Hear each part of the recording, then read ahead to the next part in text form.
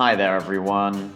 Did anyone see episode 1? We spawned right over there by that lake near the diorite pillar, and we came through the forest and up this mountain, and then we first looked at this valley.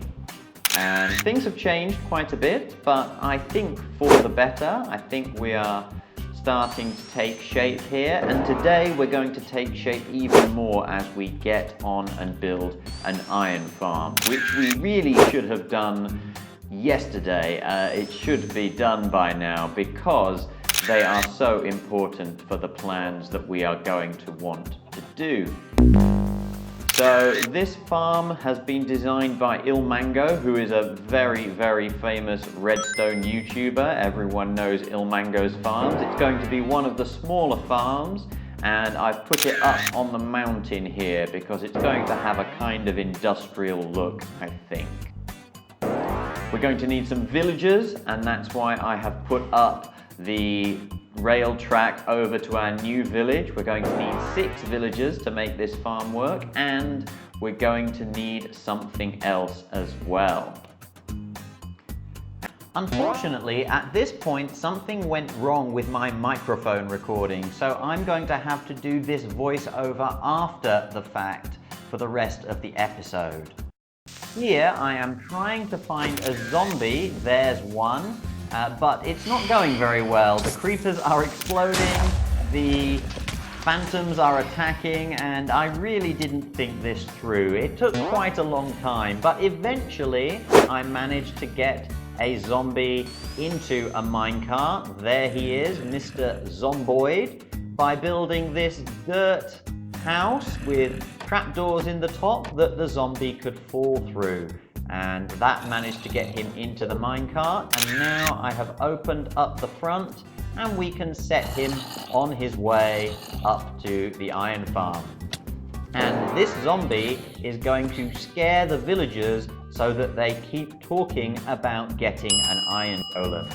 So along we go, and we find the zombie in his little hole, and he's going to stay here under the iron farm. And now it's time to get the villagers up. So I've got some workstations here, and hopefully it takes a while, but the villagers go to the workstations. Up he goes, and once he's on the trapdoor, we can drop him down and get him into a minecart and send him up to a different part of the iron farm, the villager chambers.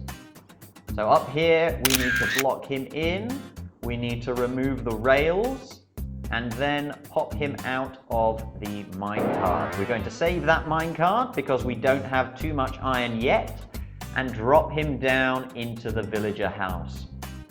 Here we are building the spawning platform, and we are surrounding it with glass as Ilmango's design showed us.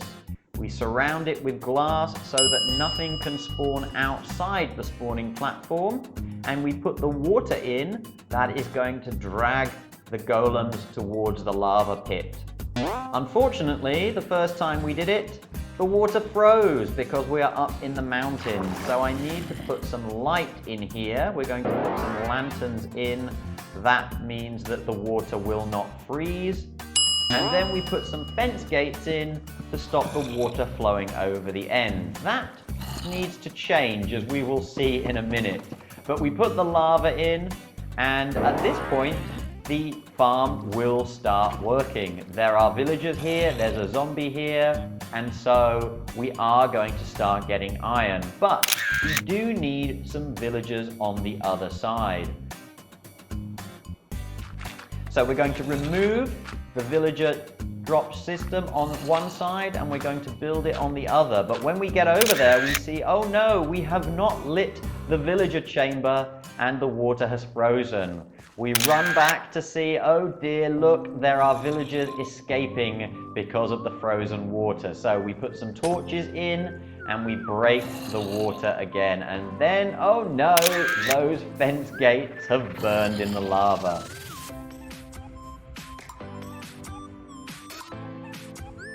So, a little bit of redesigning later, and we now have golems spawning. But here's one who spawned down here. So we need to take away a few more blocks from the mountainside to stop golems spawning the other direction. We want all golems to spawn up here in the spawning platform. So this is the first shape of our farm. It looks quite nice, but the lava pit is just a little bit too narrow, unfortunately. We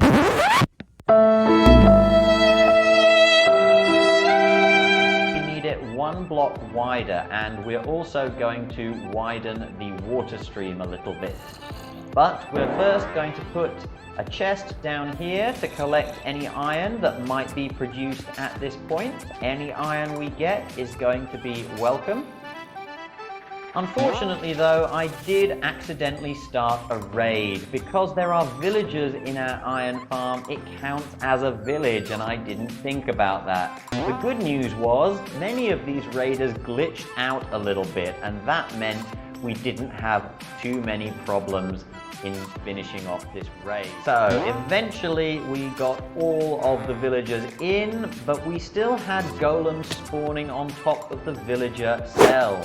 But the good news is we are getting iron from this farm, so we just need to refine it a little bit. That is our first design, but I just couldn't stop those golems from spawning, so we changed the design to this. It's a lot more blocky. You might think we will have problems with golems spawning on the top, but we have built that high enough so that it is outside the spawning range. It is too far from the villagers, so no golems will spawn up there. And the kind of ears on the side, these slabs, prevent golems from spawning on the top of the villager cells. Here is a little bit of decoration. We put some chimneys and some legs on it. And this is a small device by Ilmango, which hopefully will improve the efficiency. I didn't find it worked very well, but maybe I've done something wrong. We're going to look at that some more in the future. But we have, at this point, finished our iron farm, and it's looking pretty cool from down here, I think. We're going to need to work on it a little bit, but it's got a nice industrial look there with those chimneys and the legs. It reminds me a little bit of the Wither, but you can see we still have problems with disappearing villagers. I don't know if they are dying or what, but it is making iron, and that's the main thing. The iron is now coming down through the mountain all the way down to the bottom, so I can pick the iron up from down there.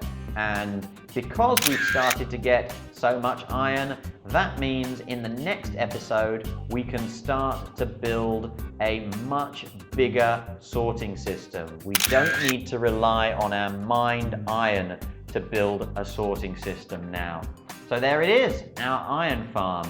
It took quite a lot longer than you might think from this short video. I've been working on this iron farm for over a week now, and it is still not completely finished, but it is making iron, and so that means we can make a lot of hoppers. And so, like I said, in the next episode we're going to put together a much bigger sorting system. Let me know if you have any questions about this iron farm. I know I have gone through it very quickly, and please give us any ideas that you want for the sorting system in the shopping mall that we are building under the house. But in the meantime, thank you for watching MYEPCraft. If you have any questions or ideas, you can put all of those in the comments below.